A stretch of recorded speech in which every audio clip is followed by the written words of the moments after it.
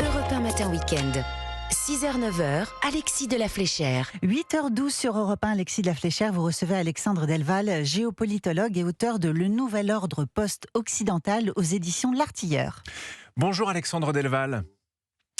Alors, voilà, votre micro est allumé, c'est tout bon. Merci d'être avec nous ce matin sur Europe 1. Donald Trump multiplie les démonstrations de force, les annonces spectaculaires avant parfois d'ajuster sa position. On va revenir ensemble sur différentes thématiques, l'Iran, le Venezuela, le Groenland, le Canada. Mais d'abord, Alexandre Delval, c'est ça la méthode Donald Trump, une méthode fondée sur le rapport de force et la défense directe. Il faut le dire, il y a aujourd'hui des Américains, America First, face à la menace chinoise et la menace russe de plus en plus présente. Oui, alors parfois les menaces sont pas forcément le véritable objectif. Le premier objectif, c'est défendre les Américains et sa base, être réélu. Il a mis les midterms en perspective, mais c'est surtout l'America First. Il a une ligne de conduite qui est très claire. Bien sûr, il y a ses intérêts personnels. Il ne faut pas nier qu'il est quand même très lié à des affaires qui sont elles-mêmes très liées à ses décisions politiques. Mais il y a aussi, d'un point de vue stratégie ou tactique, il y a le shock and awe. Donc l'idée, c'est de toujours, dans le cadre d'une négociation, commencer à sidérer l'adversaire ou l'interlocuteur par cette fameuse tactique du shock and awe. Et une fois que la personne est sidérée, parce qu'elle croit qu'elle va avoir un chaos total, qu'elle va tout perdre, l'apocalypse, eh bien, une discussion commence à s'ouvrir sur des bases beaucoup plus favorables que s'il avait commencé comme un gentleman. Et sur le Groenland, justement, Donald Trump a frappé, c'est exactement ce que vous dites, a frappé très fort avant de finalement négocier, d'aboutir à un accord avec Mark Rutte, le secrétaire général de l'OTAN. Trump a finalement manœuvré, c'est ce que vous nous expliquez, avec réalisme. Et finalement, en tapant très fort dès le début, il a réussi à obtenir sur le Groenland, on peut en parler notamment, ce fameux dôme d'or. Et les États-Unis vont pouvoir finalement être mieux implantés sur le Groenland que ça ne l'était actuellement. Alors, ce qu'il a obtenu aussi, c'est une renégociation en cours de l'accord de 1951 qui donne déjà tout aux États-Unis. Les États-Unis peuvent avoir des bases illimitées et d'ailleurs, les États-Unis ont très très peu d'hommes, quelques centaines, mais ils en ont eu jusqu'à 20 000, ils peuvent en avoir 30 000 s'ils veulent. Mais il y a aussi comme volet intéressant, comme base de négociation et éventuellement aussi un aspect minier. Et là, ça devient intéressant. Donc, je pense qu'on est au début d'une négociation.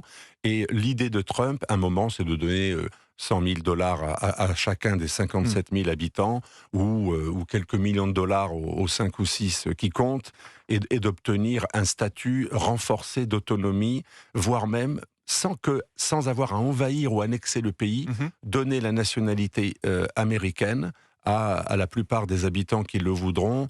Et donc, ça va se faire progressivement par étapes. Il est au début des négociations. Il n'a rien cédé. S'il a cédé si rapidement, alors qu'il n'y avait pas de contraintes, c'est parce qu'il voulait enclencher une négociation sur des bases favorables avec l'aide en plus de l'OTAN. Il prend comme prétexte la sécurité. Et Mark Rutte, son vassal préféré en chef, est bien là pour l'appeler Daddy, puis ensuite pour commencer à céder. Le Groenland, d'ailleurs, n'était pas très content, et surtout le Danemark. Le Danemark a rappelé, c'est nous qui décidons. Et là, ça se passe un petit peu au-dessus du Danemark. Parlons-en de la sécurité des États-Unis, puisque dans cette zone-là, il y a la fonte des glaces qui inquiète beaucoup, parce qu'on sait que cette zone arctique, elle est très importante. Et avec la fonte des glaces, j'ai lu différents articles, et si j'ai bien compris, en fait, les Chinois et les Russes pourraient avoir accès à des zones, pour l'instant, qu'ils n'avaient pas. Et ça inquiète Donald Trump. Il se dit, attention, parce que là, c'est plus le même enjeu. Il y a la fonte des glaces qui arrive, et il n'y a que les Américains qui peuvent protéger les Américains en prenant justement le Groenland. C'est ça l'enjeu en fait. C'est la menace russe et chinoise qui va s'accentuer. C'est la menace russe et chinoise, mais c'est également tout simplement ne pas être hors circuit de ce que les Chinois et les Russes appellent la troisième route de la soie ou la Belt and Road Initiative, c'est-à-dire la route par le nord. Et pendant 6 mois, grâce à cause, parce qu'on peut on peut regretter aussi la fonte, mais il va y avoir une possibilité de navigation beaucoup plus facile pendant 6 mois grâce à la fonte. Et pour l'instant, les Russes et les Chinois, alors les brise-glaces russes sont les meilleurs et les plus nombreux au monde. Les Chinois mettent l'argent. Ils sont en train de planter... D'ailleurs, les Russes ont planté leur drapeau depuis très longtemps dans ce continent glacier au-dessus du Groenland. Donc le but, c'est de ne pas être éjecté d'une route de navigation qui va être extrêmement stratégique dans le futur.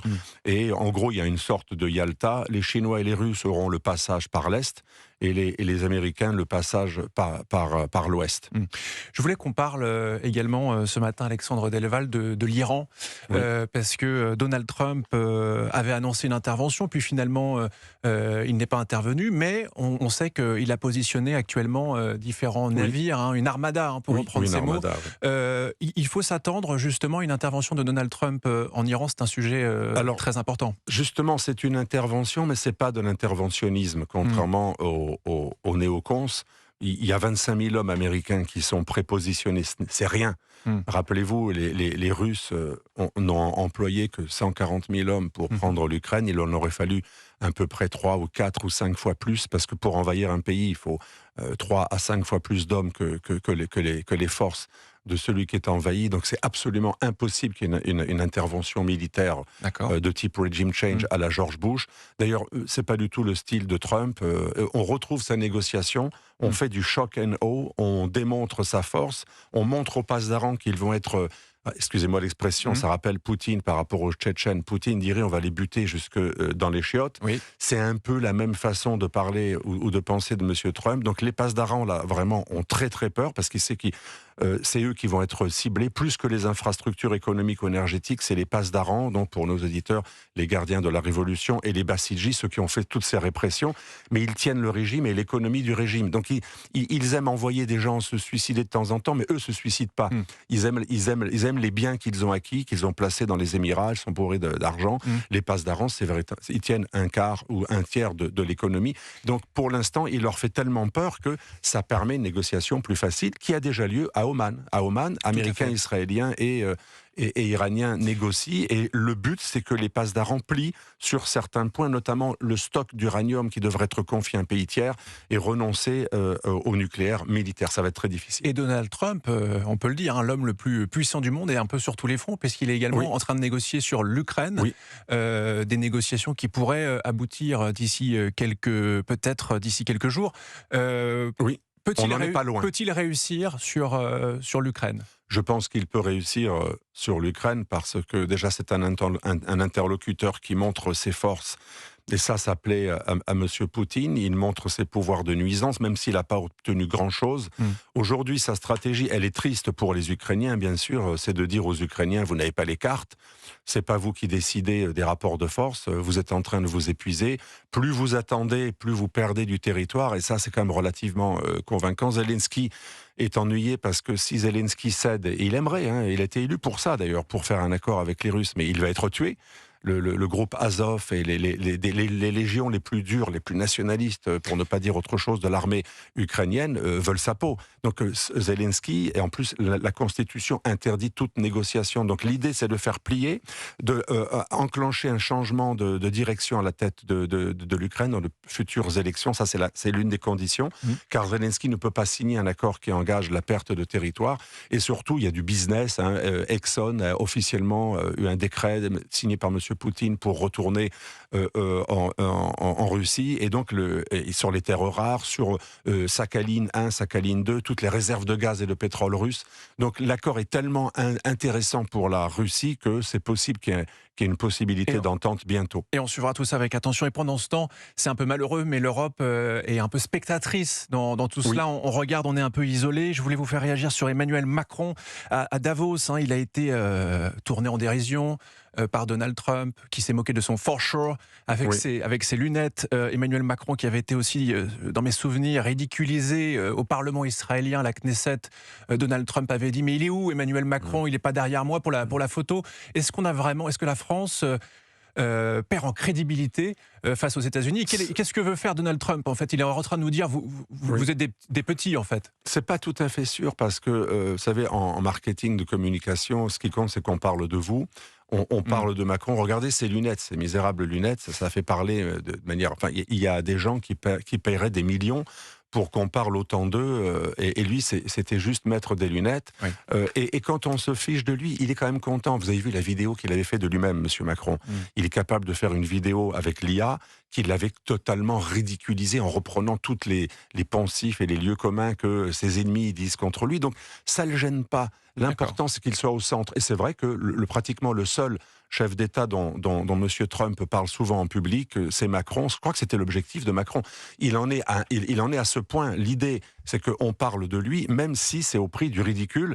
Alors normalement, Mazarin, avec le bréviaire aux politiciens, Mazarin disait que le ridicule tue et qu'il ne faut surtout pas se prêter à ce jeu. Mais dans l'ère de la communication, l'important, c'est qu'on parle de vous. C'est le choix qu'a fait en tout cas Emmanuel Macron. Absolument. Merci Alexandre Delval pour votre regard, votre expertise. Je rappelle votre livre, je le montre à la caméra pour les réseaux sociaux, Le Nouvel Ordre Post-Occidental.